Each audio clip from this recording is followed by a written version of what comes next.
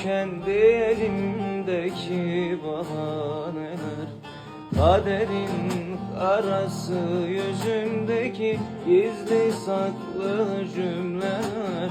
Unutup silemem yaşattığını bana daha neler. Duruyor mu yerinde bir yanı biz dolu hikayeler. Arayıp soramam tükendi elimdeki bahaneler.